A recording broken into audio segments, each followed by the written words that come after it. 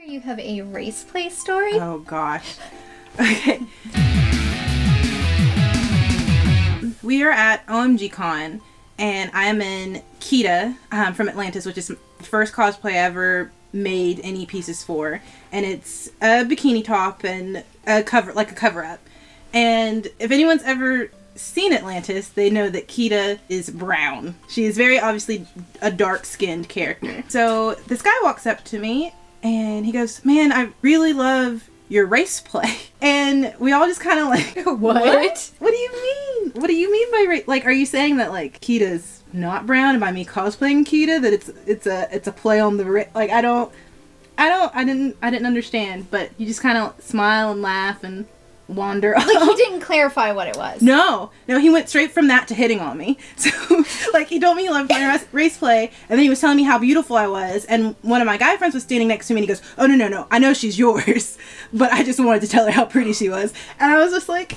It was a real weird series of events. And then you think about it a lot afterwards. You're like, what the hell did he mean? What is that?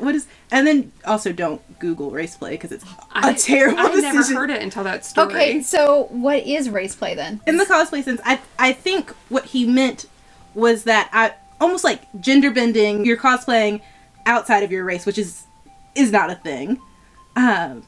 It's still very unclear, but when you look at it, and when I've seen other instances of it, it's been a lot of, like, not savory things to see on the internet. Or, like, they mean, like, oh, you're the black Sailor Man. Yeah, which like, bad stuff. I've encountered that. That gets me to my topic. So, Rob, who's normally on Near Mint Condition, and I'm calling you out, Rob, he always says, oh, right, instead of that Tifa, he was like, I saw the hottest black Tifa. No, Rob, she was just Tifa, who happens to be black, but she is still Tifa.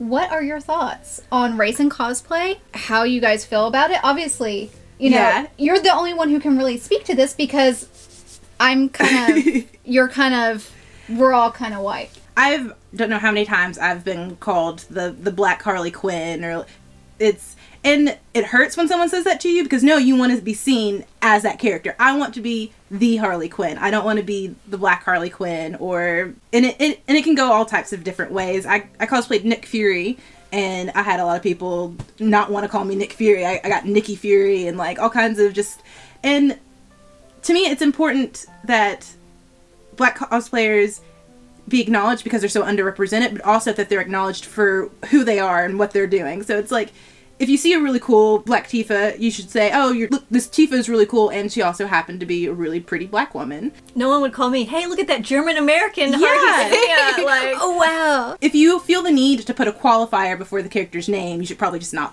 talk. You don't say that, just like you wouldn't want to say the disabled Harley Quinn in the wheelchair, like something like that. They are that character that they're portraying, and that's what they want to be seen as. They don't want to be seen as the black version of something else. Right. You don't want it as a hindrance to your cosplay. It's just you and your cosplay. Yeah. Have you ever painted yourself whiter to become a whiter character? No. Or are you just like, this is me, I don't care about skin tone, as long as it's, this is just who I am as a cosplayer. I was aware that cosplay was a thing for a long time, and it was something that I admired and really wanted to get into, but I was really anxious because for a long time you didn't see black cosplayers. And when you did, it was people making fun of them. And I remember the thing that I saw that really made me say, hey, I'm gonna try this, I'm gonna do this, was, oh gosh, I can't think of the cosplayer's name right now, but she cosplayed Sailor Venus, and it got so big and it was everywhere, and she was so beautiful. And I remember I found her on Facebook, and she wrote this long message about how she had been nervous to cosplay Venus, and how, of course, she got a lot of negativity, but the positivity was so much that it's something that she wants to keep doing. And that made me feel like, okay, this is something I can do. I don't have to just because at first I was like, well, if I'm going to cosplay, I have to stick to brown characters. So you basically felt trapped in this, like, and it's marginal, too. When you look through, you're like, okay, there's this one character from Hunter x Hunter. I've got her. I could possibly do somebody from the Boondocks, which is really American-made. I've got Anthe. And then you kind of stop and you're like, there's not a lot of representation out there with anime. And sometimes there is representation, but it's not always positive. Yeah, it's very stereotypical or meant to be like a joke. Yeah, so it was really hard getting into cosplay for that fear that people would see me and they would tell me, oh, I can't cosplay that character because I'm black. And getting myself to say, hey, I can cosplay Sailor Moon if I want to and no one's going to stop me, was the biggest hump into getting in. And after that, the negativity you see on the internet is not what you experience at a con. Anime conventions are such like a family, and there's people there that are going to protect you, and every now and again you're going to get an offhand comment, and normally they come from a place of ignorance instead of a place from like trying to be hateful. They just don't know that they shouldn't say that, or it's just not something they thought about. They didn't think that through before they said it. And that's something, like, I don't think about. And, you know, I should try to focus and be like, you know, hey, there's other people coming from different, and we're all bad about this, different walks of life. Mm-hmm. How are they experiencing this? Because I'm white as white. Most of the characters are white as white.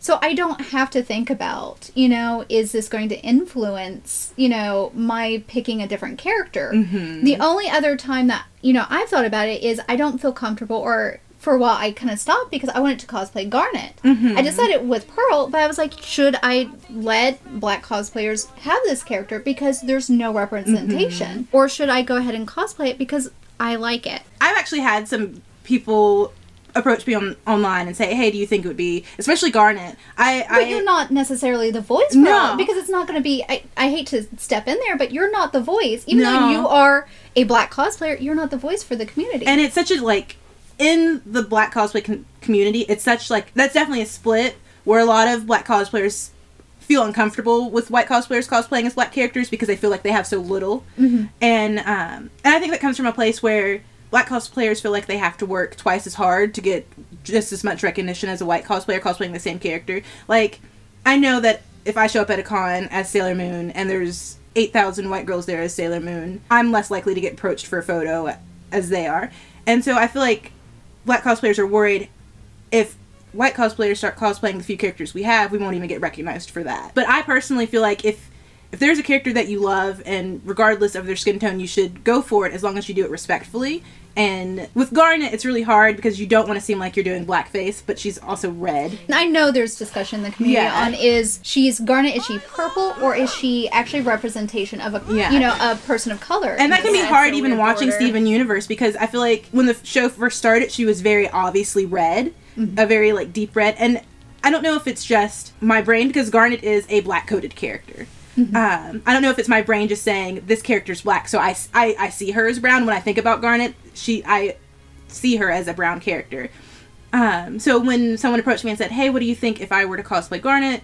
Do you think it would upset people? I'm like, well, I can't tell you whether it's going to upset people or not. All I can tell you is that if this is a character you care about, you should go for it. And if you're doing something and you're worried that you're going to hurt someone, or you're going to offend someone, or it's going to make someone uncomfortable, you should like take a step back and say, why do I think this is going to make someone uncomfortable? What about this cosplay would take it to the point where I think would hurt someone? I cosplay Usopp from One Piece, and he's pretty ambiguous, as a lot of characters from that show are, because, you know, it's a fantasy world and everything. I think Oda's kind of stepped out and said he is a person of color. Yes, he is some kind of person of color. And so I was like, it's iffy, but I'm not going to, like, do any kind of face paint or tan myself or do anything to make myself change. I'm just Usopp as me. I'm me Usopp. I'm also gender bending it, so I'm female Usopp. So I'm just going all out there. I'm changing it. This is me as the character I love. Being a photographer and being someone who works with so many people of color, I always want to make sure that my page and my work is always something that displays all different types of people and races and gender, because there's so many photographers out there now that don't do that. It's always the same type of cosplayer. It's always beautiful white female and nothing else. Right. And I know that there's so many of my friends in the community are really frustrated because they don't have a photographer that they feel comfortable with, they can go to for those shoots, because they feel like, oh, I'm not pretty, or I'm not what is wanted. Mm-hmm. And so I always make sure whatever I can do in that way is to make sure they know that they are just is wonderful. I know that I get more excited, maybe. Shadow Clone, when he cosplays, and I see him, like, his Magikarp and stuff like that, and his skills, I'm not thinking, oh, that's a black cosplayer in there. I'm like, oh my god, he has such mad skills. Cosplayer, yeah. He looks amazing in everything he does. You know, he just got his Guy Sensei cosplay from Naruto. And I think if you look at him, you're not going to think he's a black Guy Sensei. You see him so in character. Yeah. It's like, no, this guy just lives this character. And I think that with every cosplay he does. And I want everybody to feel just as celebrated for what they cosplay, regardless of their gender or their race, as long as they're not doing blackface, of course, because I will not work with you if you do that. And I do want to touch about that. So, here in America, we have a very dark history of blackface. In other countries, like Denmark, they don't have as much a coded history with this. And there's been, in past, some hoopla, I guess you could say. There are some areas there, though, that do have, like, a history of minstrels where they paint themselves brown, and it's a funny thing, and it doesn't come from the same place as ours, coming from a place of slavery and not valuing black people. Theirs is more of, hey, look how silly this looks, I'm brown and my lips are really bright red. That's where the frustration comes from when black cosplayers here in America see it happening and no one's saying anything. The point is, if someone says, hey, this is hurtful, this hurts me, the reaction should be, oh, I'm sorry, especially if you don't know. Right. It should be, oh, I'm sorry, I didn't know that this was something that could offend someone or be offensive to so many people. The answer isn't to say, oh, well, I didn't know, but I'm gonna ignore everyone that said that they're upset about it, and just... So educate. Yeah. Just sort of, hey, don't take it as an attack. Say, hey, maybe because it is a stigma in other places, maybe I should reevaluate this. I love every character I've ever cosplayed, and that doesn't mean I've painted myself white. The majority of the characters that I cosplay are not my skin color. And I want to show that this character is still beautiful the way that I am. So I think it's possible to love a character and to want to be as accurate and official as possible without taking it that step. When you love a character, you're like, I love this character, their personality, their spunk, the shitty shit that they do on the show, or the funny stuff that they do. Like, you love them as a whole, and then, like, their skin color is a part of that, but you can be them and represent that flavor and that personality and stuff, and not have to do blackface. So yeah, because Rory is our Sailor Moon crybaby. Oh yeah, princess. She's a perfect Sailor Moon. Like, she lives Sailor Moon. Yeah. Sailor Moon's the first anime I ever saw, and my great aunt was recording it when it came on TV on VHSs for us and giving it to my dad to bring home to us to watch. So we were watching it on VHS. And growing up, a black child that likes anime and princess movies and stuff like that, I felt sad a lot because I didn't believe that I could be a princess, or I didn't believe I could be Sailor Moon because I never saw myself in those things. I remember the first time I tried on my Sailor Moon cosplay, I went in the bathroom and I cried a little bit because I was like, this is everything that I've wanted to be growing up. You're so gorgeous. And it meant so much to me to be able to see myself as what I wanted to be growing up as a little kid. I think a lot of other black cosplayers experience that too, and that's where a lot of the hurt comes from when people say, hey, you're the black Sailor Moon. Because growing up, they saw themselves as Sailor Moon, or they wanted to be Sailor Moon, and they couldn't see that. And so when they put it on, they finally get to feel that confirmation that, yes, you can be a princess, you can be a Sailor Scout, you can be a magical girl, you can be a superhero. And it feels amazing, and it makes me so excited, especially now. Like, when Princess and the Frog came out, I saw the first little kid in a Princess and the Frog costume. I'm so excited to see kids get to see that. Kids that are like me. They can connect. Yeah, that you can be a princess, you can be Moana. Like, it's such a beautiful thing to watch anime and Disney movies and all that stuff expand and grow, and see people not have to be sad about that as a kid. You don't have to be sad that there's no superheroes or no princesses like you, because they're there. And we definitely have a long ways to go in that representation, but it's such a nice feeling to, on Halloween, open your door and see a little Tiana or a female Ghostbuster or just, Captain America. Yes. I'm like, yes, you are America. It's beautiful. Show your face. It's the best thing, I think, and that's every day in the cosplay community. You go to a con and you get to see that every con you're at. Friday, Saturday, Sunday, you get to see people living what they want it to be growing up as a little kid, or you get to see people experiencing something that they never thought they would get to, and that's beautiful. I want to thank you for sharing your experience. It's not everybody's experience, but it's some of our experiences. Yeah. And if you guys have a cosplayer you want to mention, shout it out. Leave it in the comments, because we want more exposure for that community. I know... Is this a thing that happens February? They do... Yeah. February is 28 days of black cosplay. It kind of goes hand in hand with Black History Month because it's in February. And every day, a lot of people will share a different black cosplayer every day. Or someone will post a list and say, hey, these are all the wonderful black cosplayers that... And I feel like that started 2 or 3 years ago. 3 or 4 maybe. Yeah, it's blown up. And I never... So happy. Other than Shadow Clone, I didn't ever get to interact or see other black cosplayers. So when that happened, I was immediately like, I'm following everybody. And everyone's so so beautiful and amazing, and they work so hard. And you have different struggles, like trying to find makeup that actually matches, or bras that are your skin color. And so it's so nice to have a community to say, hey, nude is not nude or skin tone for everybody. Because I'm still dyeing my tights in coffee, because it's almost impossible. So it's so nice to someone say, hey, I just found this line of really nude underwear that will fit your skin tone. Found it here. And it's always so exciting. I just want it to be cosplayers shared among cosplayers throughout the year. Yeah. If there's a cosplayer out there that you want to speak to that may be beginning, what do you want to tell them? It's okay. To a newbie cosplayer, especially a newbie cosplayer who might not completely love their skin yet or feel comfortable as who they are, I just want them to know that they've got to just kind of power through all the self-doubt and struggle that you might be going through getting there.